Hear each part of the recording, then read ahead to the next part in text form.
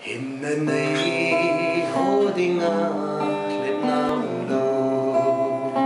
Now ngay xa gì